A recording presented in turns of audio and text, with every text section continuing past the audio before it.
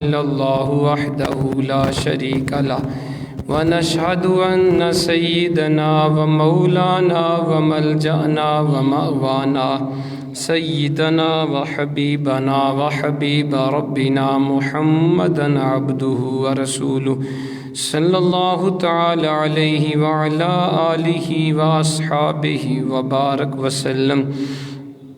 اما بعد فاعوذ باللہ من الشیطان الرجیم بسم اللہ الرحمن الرحیم. انما المؤمنون اخوة فاصلحوا بین اخویکم واتقوا اللہ لعلکم ترحمون.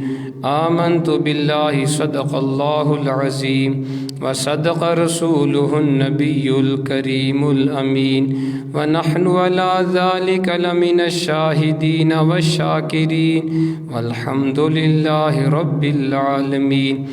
ان اللہ وملائکتہ یصلون علی النبی یا ایہا الذین آمنوا صلوا علیہ وسلموا تسلیما.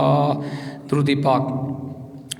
اللہم صل علی سیدنا محمد وعلی آل سیدنا محمد واصحاب سیدنا محمد وبارک وسلم علیہ.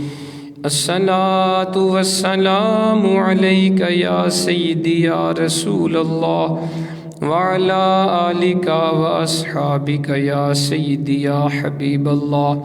الصلاۃ والسلام علیک یا سیدی یا رحمۃ للعالمین وعلی آلک واصحابک یا سیدی یا شفیع المذنبین والحمد للہ رب العالمین.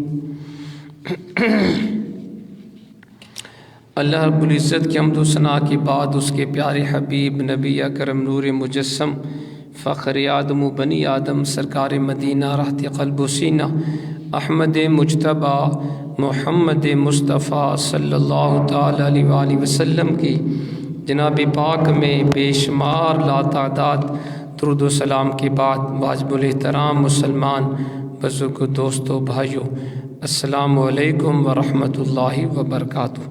ذات محترم، اسلام بڑا پیارا دین ہے اور اسلام نے ہمیں ایک دوسرے کے ساتھ اس نے سلوک کا حکم دیا. اسلام نے مسلمانوں کو آپس میں اتفاق و اتحاد کا حکم بھی دیا ہے. ایک دوسرے کے دکھ سکھ میں شامل ہونے کا حکم بھی ہے. ایک دوسرے کا دست و بازو بننے کا حکم بھی دیا گیا. ایک دوسرے کے ساتھ اس نے سلوک کا حکم بھی دیا گیا. اس لیے اسلام نے مسلمانوں کے حقوق رکھے ہیں. ایک مسلمان کا دوسرے مسلمان پہ حق ہے. ہمسایوں کے حقوق بھی ہوتے ہیں، میاں بیوی کے حقوق بھی ہوتے ہیں.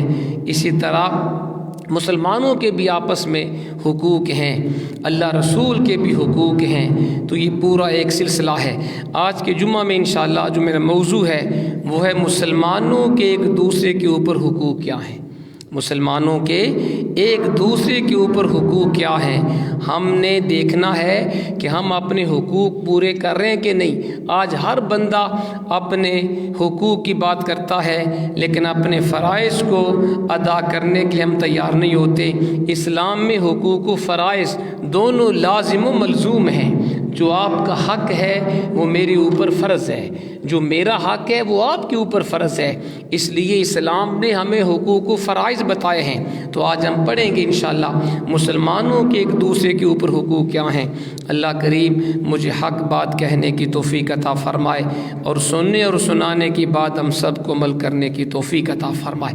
میں نے قرآن مجید فرقان حمید کی ایک آیت کریمہ سورۃ الحجرات کی آیت نمبر 10 آپ کے سامنے تلاوت کی ہے.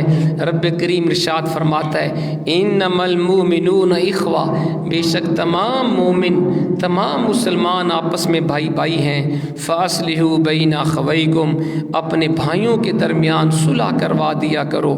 واتقوا اللہ لعلکم ترحمون، اللہ تعالیٰ سے ڈرتے رہا کرو تاکہ تمہارے اوپر رحم کیا جائے. قرآن پاک کی آیت بتا رہی ہے تمام مسلمان وہ آپس میں بھائی بھائی ہیں. ایک ہوتا ہے حقیقی بھائی، نسبی بھائی، صلبی بھائی، ایک ہوتا ہے اسلامی بھائی. ہم سب اسلامی بھائی ہیں. جب کسی مسلمان نے کلمہ پڑھا وہ امت مسلمہ کا ایک فرد ہو گیا. پوری امت مسلمہ مشرق سے مغرب تک، جنوب سے شمال تک، پوری دنیا کے اندر جتنے مسلمان بستے ہیں وہ سب آپس میں کلمہ گو بھائی ہیں، سب دینی بھائی ہیں، سب کے ایک دوسرے کے اوپر حقوق ہیں. تو قرآن پاک بیان کرتا ہے تمام مسلمان آپس میں بھائی بھائی ہیں. فَأَصْلِحُوا بَيْنَ أَخَوَيْكُمْ، اپنے بھائیوں کے درمیان صلح کروا دیا کرو. اس کا مطلب یہ ہے کہ اگر دو بھائی گتھم گتھا ہو جائیں، لڑائی جھگڑے پہ تیار ہو جائیں، پہلے تو وہ اپنی حیثیت کے اوپر غور کریں وہ کون ہیں، وہ مسلمان ہیں. اور قرآن کہتا ہے کہ مسلمان بھائی ہوتا ہے تو بھائی بھائی کا گلا نہیں کاٹ سکتا، بھائی بھائی کو گالی نہیں دیتا، بھائی بھائی کی پگڑی اور عزت کو اچھالتا نہیں ہے. بھائی تو وہ ہوتا ہے جو اپنے بھائی کی عزت میں اضافہ کرتا ہے، جو اپنے بھائی کی عزت کو بڑھاتا ہے. تو قرآن نے کہا اے دو جھگڑنے والے مسلمان بھائیو، تم بھی سوچو تم کون ہو، تم اسلامی بھائی ہو.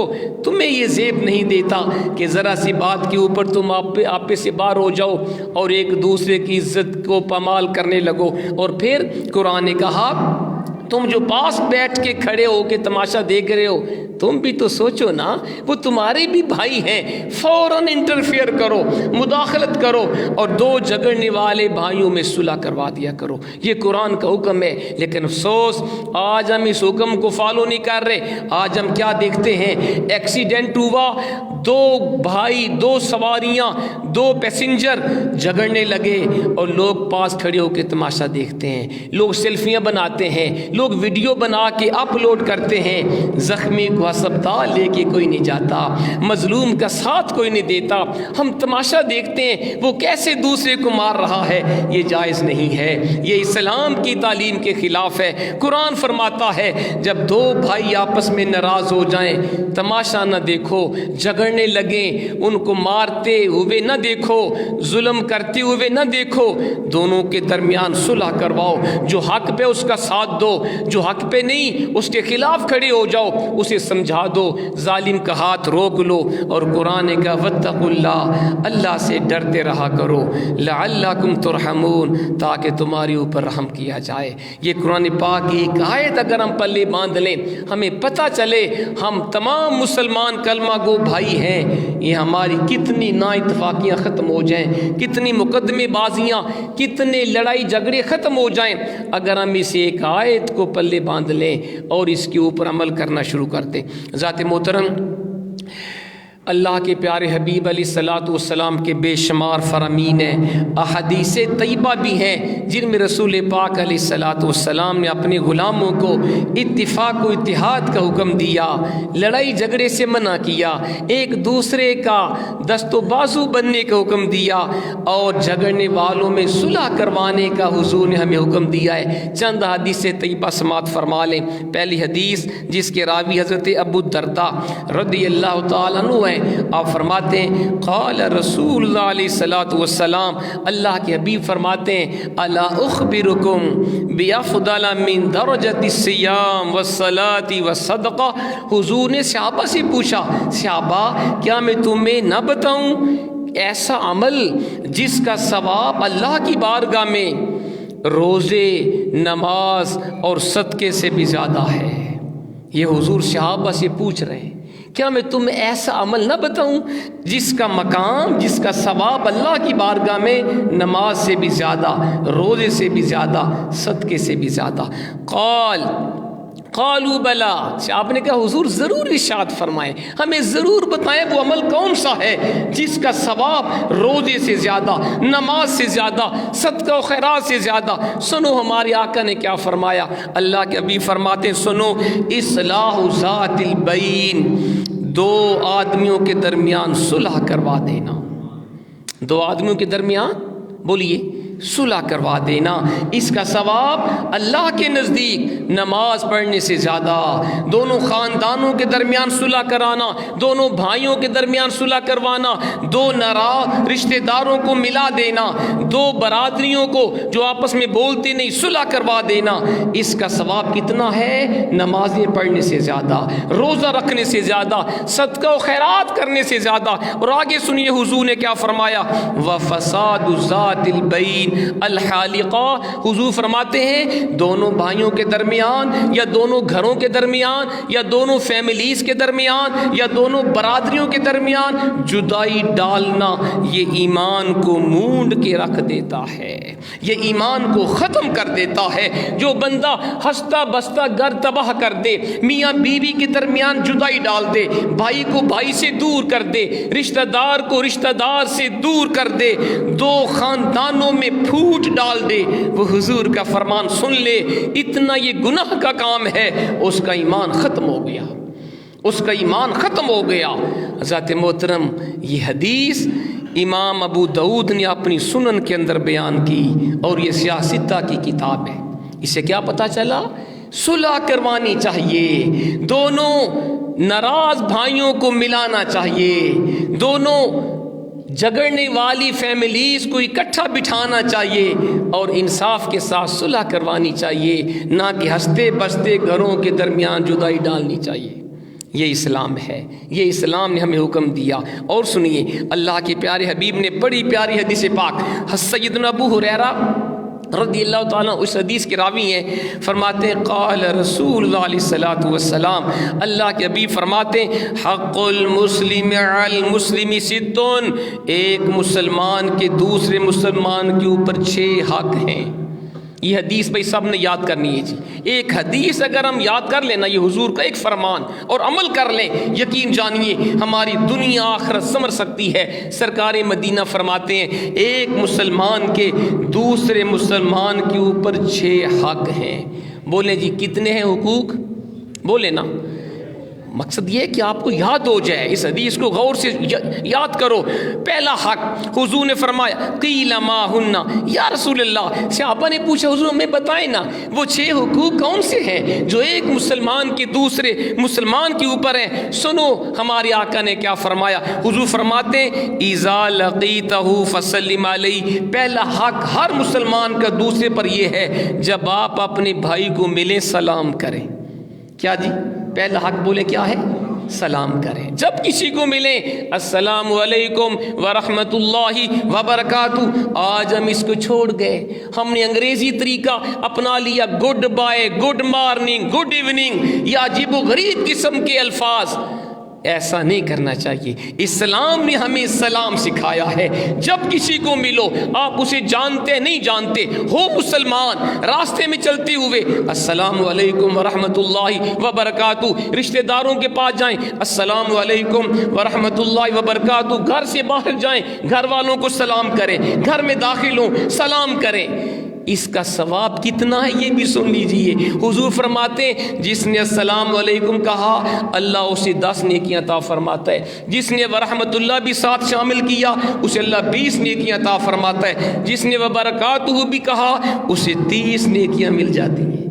کتنا آسان ہے جی عمل، کتنا آسان عمل ہے اور کتنا بڑا ثواب ہے۔ ہمارے پیارے آقا کی سنت تھی، اللہ کے حبیب جب راستے میں چلتے جو بھی حضور کو ملتا، چھوٹا ہوتا یا بڑا، اپنا ہوتا یا پرایا، حضور سلام میں پہل کیا کرتے تھے۔ حضور بچوں کو بھی سلام فرمایا کرتے تھے تاکہ بچوں کو تربیت ہو، ہم نے بھی بڑوں کو سلام کرنا ہے۔ ہم کہتے میں سلام کروں، میں عالم دین، میں جناب چودھری، میں وزیر، لوگ مجھے سلام کریں۔ ارے حضور سے بڑھ کے کون ہے؟ حضور سے زیادہ اللہ کو محبوب کون ہے؟ جب اللہ کے حبیب خود سلام میں پہل کرتے تھے، ہمیں بھی سلام میں پہل کرنی چاہیے۔ ایک مسلمان کا دوسرے مسلمان کے اوپر حق ہے، اور سنیے گا اس کا ثواب کتنا ہے۔ اللہ کے حبیب فرماتے ہیں لا تدخلون الجنۃ حتی تؤمنوا ولا تؤمنوا حتی تحابوا اولا ادلکم علی شیء اذا فعلتموه تحاببتم افشوا السلام بینکم۔ مسلم شریف کے اندر حدیث ہے، سرکار فرماتے ہیں تم جنت میں داخل نہیں ہوگے جب تک تم ایمان نہیں لاؤ گے، تم ایمان نہیں لا سکتے جب تک آپس میں محبت نہیں کرو گے۔ کیا میں تمہیں ایسا عمل نہ بتاؤں اگر تم وہ کام کرو تمہارے درمیان محبت پیدا ہو جائے؟ فرمایا افشوا السلام بینکم، آپس میں سلام کو عام کیا کرو، سلام کو عام کیا کرو، سلام کو پھیلایا کرو۔ سلام کرنے سے محبت بڑھتی ہے، محبت بڑھنے سے ایمان آتا ہے، اور ایمان داخل ہونے سے بندہ جنت کا حقدار بن جاتا ہے۔ تو حضور فرماتے ہیں پہلا حق ایک مسلمان کا دوسرے پر یہ ہے جب اسے ملیں سلام کریں۔ نمبر 2 وَإِذَا دَعَاكَ فَأَجِبْهُ، دوسرا حق مسلمان کا دوسرے مسلمان پہ یہ ہے کہ جب وہ تجھے دعوت دے اسی دعوت قبول کرو۔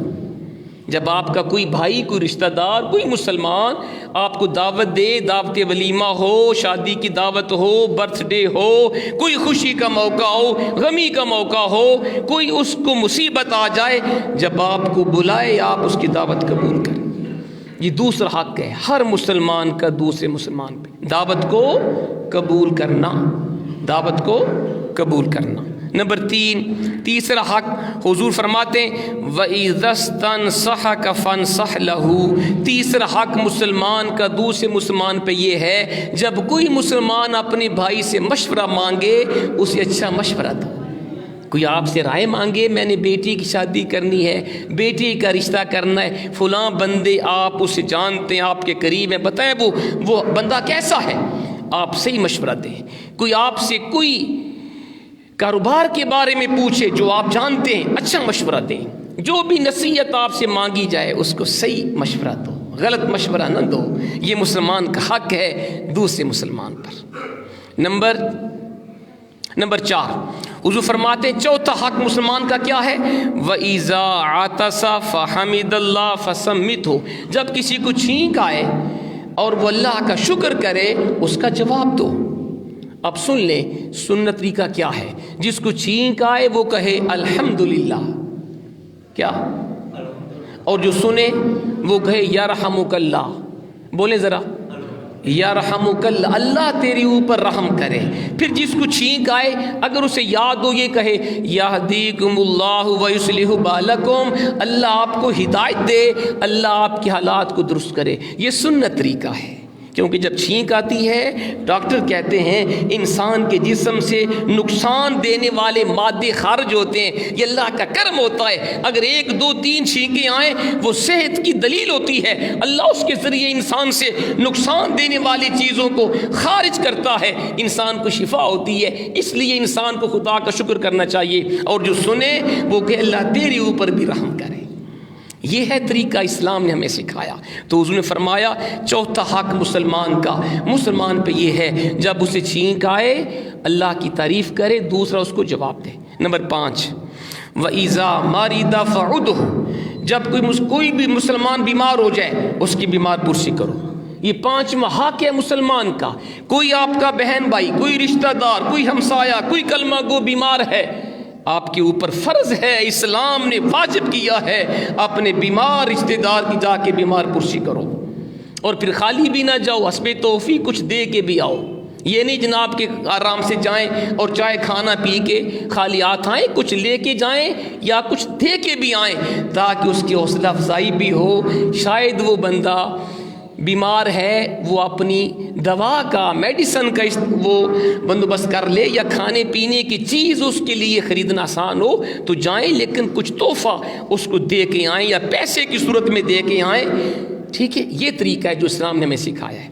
یہ 5واں حق ہے کہ جو بیمار اس کی بیمار پرسی کرو، اور اس کا ثواب کیا ہے؟ رسول پاک نے فرمایا جو بندہ صبح کے وقت کسی بیمار کی بیمار پرسی کرتا ہے سارا دن اللہ کے 70,000 فرشتے اس کی بخشش کی دعا کرتے ہیں۔ یہ ہے ثواب۔ جو بندہ رات کے وقت کسی بیمار کی عیادت کو جاتا ہے، سرکار مدینہ فرماتے ہیں پوری رات اللہ کے 70,000 فرشتے اس کی بخشش کی دعا کرتے ہیں۔ تو کتنا ہے جی ثواب بیمار پرسی کا، لیکن ہم نہیں جاتے، ہم کہتے ہیں مجھے کیا بھائی، کوئی مرے جیے مجھے کیا، یہ آپ سے پوچھا جائے گا۔ آپ کو پتا تھا میرا ہمسایہ بیمار ہے، میرا عزیز بیمار ہے، آپ نے بیمار پرسی کیوں نہیں کی؟ یہ اسلام نے حق رکھا ہے ہر مسلمان کا دوسرے کے اوپر، اور اس سے بڑے فائدے ہوتے ہیں۔ جس کی بیمار پرسی کی جائے اللہ تعالیٰ اس کو شفا بھی دیتا ہے، اس کو سکون آتا ہے، دلاسا ملتا ہے میں اکیلا نہیں، میرے ساتھ میری پوری برادری ہے۔ اور آپ کے بیمار پرسی کرنے سے اللہ اس کو شفا عطا فرماتا ہے، اور پھر بیمار کی دعا بھی قبول ہوتی ہے۔ اسے کہا کرو بھئی میرے لیے بھی دعا کر، اللہ اس کی دعا جلدی قبول فرما لیتا ہے۔ یہ پانچواں حق۔ چھٹا حق حضور نے بیان فرمایا، چھٹا حق یہ ہے وَإِذَا مَاتَ فَاتَّبِعْهُ، جب کوئی مسلمان فوت ہو جائے اس کے جنازے میں شرکت کرو۔ کیا جی؟ کوئی مسلمان فوت اس کے جنازے میں جاؤ، جنازے میں جاؤ، اللہ کی رضا کے لیے جاؤ، یہ بھی مسلمان کا حق ہے۔ پھر صرف جاؤ نہیں، سنت کے مطابق جاؤ۔ ہمیں یہ بھی نہیں پتا ہوتا کہ ہم نے کندھا کس طرح دینا ہے۔ میں دیکھتا ہوں اکثر لوگ کندھا نہیں دیتے میت کو، اس کے قریبی رشتہ داری بیچارے قبرستان تک اس کو اٹھا کے جاتے ہیں، باقی لوگ پیچھے جائیں گے، گپیں لگاتے جائیں گے۔ یہ پتہ ہی نہیں ہوتا ہمیں کہ بھئی سب کو میت کو کندھا دینا چاہیے، ہر مسلمان کو کندھا دینا چاہیے، اور سنت طریقہ بھی ہم نہیں جانتے۔ یہ سنی جی حضور کا ارشاد، اللہ کے حبیب فرماتے ہیں جو بندہ میت کے چاروں پایوں کو پکڑ کر 10 قدم چلتا ہے اللہ اس کے 40 سال کے گناہ معاف فرما دیتا ہے۔ تو کندھا دیا کریں، خالی جانے کا فائدہ کوئی نہیں۔ ہر شخص کوشش کرے میں میت کو کندھا دوں، اور سنت طریقہ بھی سنیں۔ ہمیں یہ بھی نہیں پتا ہوتا کہ ہم نے کہاں سے کندھے کو شروع کرنا ہے۔ سنت طریقہ یہ ہے میت کے جو چارپائی اس کا دایاں سائڈ، چارپائی کا دایاں پایا اگلی طرف، پہلے اس کو پکڑو اور 10 قدم چلو۔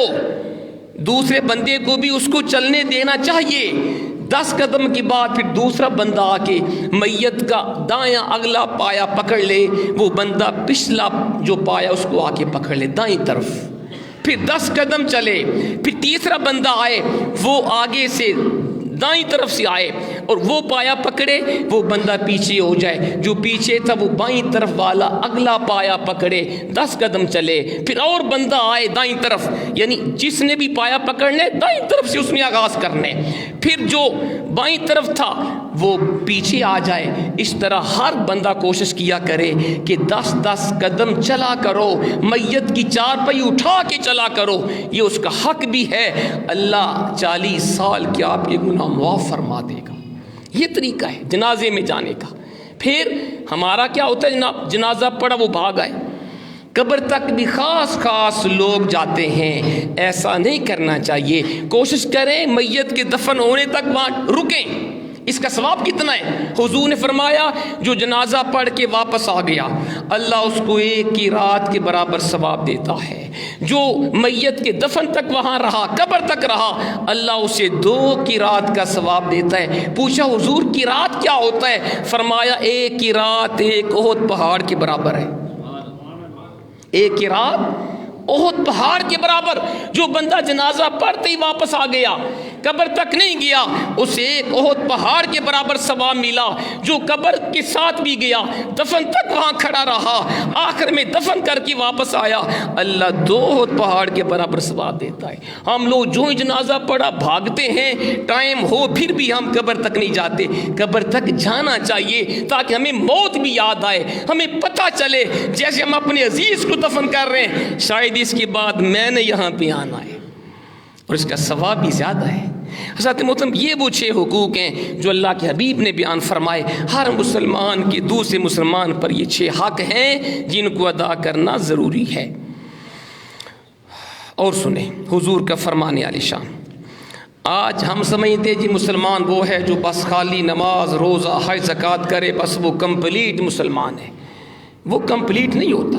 حضور کا فرمان سنیں، آپ فرماتے المسلم من سلم المسلمون من لسانہ و یدہ، او کما قال، امام بخاری صحیح بخاری کے اندر اس حدیث پاک کو روایت فرماتے ہیں۔ حضور نے فرمایا حقیقی مسلمان وہ ہے جس کی زبان اور ہاتھوں سے دوسرے مسلمان محفوظ رہے۔ کتنی اہم ہے حدیث پاک۔ اگر آپ نے چیک کرنا ہو یہ بندہ حقیقی مسلمان ہے کہ نہیں، وہ چیک کر لے. اگر اس کی زبان سے، اس کی ہاتھوں سے دوسرے تمام مسلمان محفوظ ہیں، وہ حقیقی مسلمان ہے، وہ اصل مسلمان ہے، وہ نیک بندہ ہے. اور اگر اس کی ہاتھ اور زبان سے دوسرے مسلمان محفوظ نہیں، وہ نماز پڑھے، روزہ رکھے، حج کرے، زکوٰۃ دے، حدیث کے مطابق وہ حقیقی مسلمان نہیں ہے. آج ہم دیکھ لیں ہم اپنی زبان سے کتنوں کو تکلیف دیتے ہیں، جھوٹ زبان سے بولتے ہیں، غیبت زبان سے کرتے ہیں، گالیاں زبان سے دیتے ہیں، فراڈ اور بری باتیں زبان سے کرتے ہیں، گانا باجا گندی گانے وہ سب زبان سے کرتے ہیں. زبان سے کتنے ہم گناہ کرتے ہیں. دوسروں کے اوپر الزام لگانا، تہمت لگانا، عزت کو تار تار کرنا اور دوسرے کو دکھ دینا، یہ سب زبان سے ہوتا ہے. پھر ہاتھوں سے ظلم کرتے ہیں، مال چھینتے ہیں، چوریاں کرتے ہیں، سود کھاتے ہیں، رشوت لیتے ہیں اور سمجھتے ہیں کہ میرے سے زیادہ کوئی نیک نہیں ہے. خالی نماز پڑھنے سے بخشش نہیں ہوگی، ہر سال حج کرنے سے نہیں بخشے جاؤ گے، خالی رمضان کے روزے رکھنے سے نہیں بخشے جاؤ گے جب تک حقوق العبادت ادا نہیں کرو گے. یہ حضور فرماتے ہیں اصل مسلمان وہ ہے جس کی زبان اور ہاتھوں سے دوسرے مسلمان محفوظ رہیں. کوشش کیا کریں جب کوئی بہن بھائی آپ کے پاس نہ ہو، اس کی غیر حاضری میں اس کے لیے دعا کیا کریں. وہ دعا آپ کے حق میں آٹومیٹکلی قبول ہو جائے گی. جو ہم اپنے لیے دعا مانگتے ہیں اس کے قبول ہونے کی گارنٹی کوئی نہیں، لیکن جو ہم اپنے رشتہ دار بہن بھائی کی غیر حاضری میں اس کے لیے دعا کریں گے وہ یقینی ہمارے حق میں بھی قبول ہو جائے گی. یہ سنو حضور کا ارشاد. حضور فرماتے ہیں کہ دعوت المرء المسلم یخی بظاہر الغیب مستجابۃ عند راسی ملک. یہ پوری حدیث ہے. آپ فرمایا جب بندہ مسلمان اپنے بھائی کی غیر حاضری میں اس کے لیے دعا کرتا ہے، اچھی دعا کرتا ہے، یا اللہ میرے بھائی کو عزت دے، مال دے، برکت دے، علم دے، فلاں فلاں، اچھی دعا کرتا ہے. آپ فرمایا اس بندے کے سر پہ اللہ ایک فرشتہ مقرر فرما دیتا ہے. وہ فرشتہ کہتا ہے آمین، اور فرشتہ کہتا ہے یا اللہ جو یہ اپنے بھائی کے لیے اچھی دعا کر رہے ہیں اس کے حق میں بھی قبول فرما لے.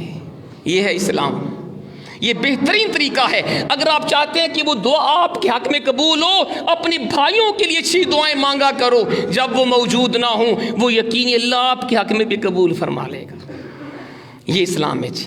اور جناب سنیں حضور کا بڑا پیارا فرمانے علی شان. آپ نے فرمایا المسلم اخو المسلم لا یظلمہ ولا یسلمہ. مسلمان کا بھائی ہے، نہ خود اپنے بھائی پہ ظلم کرتا ہے، نہ اسے بے یار و مددگار ظالم کے حوالے کرتا ہے. یہ سن لو حدیث. یہ حدیث 57 اسلامی ملکوں کے حکمرانوں کو سننی چاہیے. حضور نے کیا فرمایا؟ مسلمان کا بھائی ہے، نہ وہ خود اس پہ ظلم کرتا ہے، نہ اسے بے یار و مددگار ظالم کے حوالے کرتا ہے. پھر فرمایا جو اپنے بھائی کی مدد میں لگ جائے اللہ اس کی مدد میں لگ جاتا ہے. جو اپنے مسلمان بھائی سے ایک مصیبت دور کرے اللہ قیامت کی مصیبتوں میں سے ایک مصیبت اس سے دور فرما دے گا. جو اپنے بھائی کی پردہ پوشی کرے گا اللہ قیامت کو اس کے عیبوں کو چھپا دے گا. یہ حدیث صحیح بخاری سے پیش کر رہا ہوں. حدیث کی سب اتھینٹک بک ہے. اس سے کیا، اور اگلی حدیث وہ بھی سن لیں. حضور نے فرمایا تمام مسلمانوں کی مثال آپس میں محبت کرنے میں، صلہ رحمی کرنے میں، تعاون کرنے میں ایک جسم کی طرح ہے. جسم کے ایک عضو کو تکلیف ہو پورے جسم کو تکلیف ہوتی ہے، پورا جسم بخار میں مبتلا ہوتا ہے. یہ امت مسلمہ کی مثال حضور نے دی ہے. دنیا کے ایک کونے کے اوپر ایک مسلمان کے اوپر ظلم ہو وہ پوری امت کے اوپر ظلم ہوتا ہے. ایک مسلمان کے اوپر زیادتی ہو پوری امت مسلمہ کے اوپر زیادتی ہوتی ہے. ایک مسلمان کو قتل کیا جائے، اسے تکلیف دی جائے، پوری امت کی تکلیف ہے. یہ اسلام نے ہمیں بتایا. آج ہم اس کو محسوس نہیں کرتے. حالات دیکھ لیں ذرا، کشمیر کے اندر کتنے 100 دن ہو گئے کرفیو ختم نہیں ہو سکا. کسی کو ہے اس کی فکر؟ فلسطین کے حالات آپ کے سامنے، روزانہ بمبار بمباری جاری ہے، 2-3 مہینے گزر چکے، اسرائیل کی بمباری رکی نہیں ہے۔ امریکہ اس کے ساتھ ہے، جرمنی اس کے ساتھ ہے، فرانس اس کے ساتھ ہے، برطانیہ اس کے ساتھ ہے، پورا کفر یکجا ہو کر فلسطینیوں کے اوپر بمباری کر رہا ہے، اور روزانہ فلسطینی شہید ہو رہے ہیں، عورتیں بھی ہیں، بچے بھی ہیں، بوڑھے بھی ہیں، جوان بھی ہیں۔ مساجد کو تباہ و برباد کر دیا گیا، ہسپتالوں کو گرا دیا گیا۔ ان بیچاروں کا قصور ایک ہی ہے کہ وہ مسلمان کیوں ہیں؟ یہ پوچھا جائے گا، ہم سب سے بھی پوچھا جائے گا، 57 اسلامی ملکوں کے مردہ حکمرانوں سے بھی پوچھا جائے گا، جو اپنی کرسی کے پیچھے تو بھاگ رہے ہیں۔ ہر کوئی چاہتا ہے مجھے وزیر اعظم بنا دیا جائے، مجھے صدر بنا دو، مجھے عہدہ دے دو، میں ملک کو اور لوٹ کے کھا جاؤں۔ کشمیر کی کسی کو فکر ہے؟ فلسطینیوں کی کسی کو فکر ہے؟ کیا وہ مسلمان نہیں ہیں؟ وہ ہمارے بہن بھائی نہیں ہیں؟ یہ ان کے اوپر ظلم نہیں ہے؟ قرآن حدیث کے مطابق ہماری اوپر ظلم ہے، ہماری بہنیں وہاں پہ شہید ہوئی ہیں، ہماری مائیں شہید ہوئی ہیں، ہمارے بچے شہید ہوئے ہیں، لیکن ہم سکون سے ابھی تک ہم نے ان کی صرف زبانی جمع خرچ کر رہے ہیں، ہم مذمت کرتے ہیں۔ اقوام متحدہ حل کرے، وہ حل کیا کرے گی؟ یہ ہم نے حل کرنا تھا، یہ 57 اسلامی ملکوں نے فلسطینیوں کا ساتھ دینا تھا، لیکن کیا کریں، یہ سب ڈرپوک ہیں، سب اپنی ذاتی مفادات کے پیچھے بھاگ رہے ہیں۔ ان میں کوئی محمد بن قاسم جیسا غیرت مند حکمران نہیں بچا، کوئی سلطان محمود ٹیپو جیسا نہیں ہے، کوئی شہاب الدین غوری جیسا غیرت مند حکمران نہیں ہے، کوئی طارق بن زیاد جیسا نہیں ہے، کوئی جناب خلافت عثمانیہ جیسا خواجہ عبدالحمید جیسا نہیں۔ سب پیسوں کے اوپر بکنے والے، سب امریکہ کے غلام، سب یہود کے ایجنٹ ہیں۔ ذات محترم ان سے پوچھا جائے گا، اور میں اور آپ بھی اس کے جواب دہ ہیں۔ ہم جواب دہ کیسے ہیں؟ کہ ہم نے کبھی فلسطینیوں کے حق میں آواز اٹھائی ہے؟ کیا کبھی ہم نے اپنے حکمرانوں سے مطالبہ کیا کہ ظالموں جاگو، فلسطین کا ساتھ دو، اعلان جہاد کرو، جہاد فرض ہے امت کے اوپر؟ ہم بھی میٹھی نیند سو رہے ہیں، اور ہم ابھی تک ان کی مصنوعات کو استعمال بھی کر رہے ہیں۔ مجھے رونا آتا ہے دیکھ کر، ابھی تک ہمارے نوجوانوں کو پتہ ہی نہیں ہے ان کی مصنوعات ہیں کیا۔ ہم ابھی تک ان کی مصنوعات کو گھروں میں لا کے استعمال کر رہے ہیں۔ یہ میں دوبارہ آپ کو بار بار بتا رہا ہوں، میرا کام بتانا ہے۔ مانیں گے اللہ آپ سے راضی ہوگا، نہیں مانیں گے قیامت کو میں کہوں گا میں نے یا اللہ اپنا فرض پورا کیا تھا۔ انہوں نے سن کے نہیں مانا، آپ کو جواب دینا پڑے گا۔ دوبارہ سن لیجئے، اسرائیل کی مصنوعات بھی چھوڑ دیجئے، تمام یورپ کی چیزیں چھوڑ دیں، ہم مر نہیں جائیں گے۔ ہمارے ملک کے اندر اللہ نے ہر چیزیں پیدا کی ہیں، اپنے ملک کی چیزیں استعمال کرو، ہمارا ملک کو فائدہ بھی ہوگا۔ ہم قیامت کو کہہ سکیں گے یا اللہ جو ہمارے بس میں تھا ہم نے کیا تھا۔ اور اگر 57 اسلامی ملک صرف اسرائیل کی اور یورپ کی ساری مصنوعات کو چھوڑ دیں، یقین جانے رات سے پہلے اسرائیل قدموں میں آ کے گر جائے۔ وہ اتنے پیسے کے بچے ہیں، اتنے لالچی ہیں، لیکن میں نے وہ ایک کلپ دیکھا، امریکہ کے ایک صدر نے کہا یہ کوئی بات نہیں، یہ مسلمان لالچی کتے کی طرح ہیں، یہ چند روز ہماری مصنوعات کو چھوڑیں گے، دوبارہ پھر ہماری مصنوعات کی طرف آئیں گے۔ یہ خود میں نے اس کا کلپ سنا، وہ ہمیں کتوں سے تعبیر کر رہے ہیں، اور وہ جانتے ہیں کہ مسلمانوں کے اندر غیرت ختم ہو گئی۔ دوبارہ سن لیں اور خدا کے لیے کوشش کریں، ہمیشہ کے لیے ان کی مصنوعات کو دفع کر دیں، ان کی مصنوعات بھی چھوڑیں اور قادیانیوں کی مصنوعات بھی چھوڑیں۔ ڈالڈا گھی بالکل گھر میں لانا چھوڑ دیں، لپٹن چائے بند کر دیں، اور اوریو بسکٹ، ایلیو بسکٹ چھوڑ دیں۔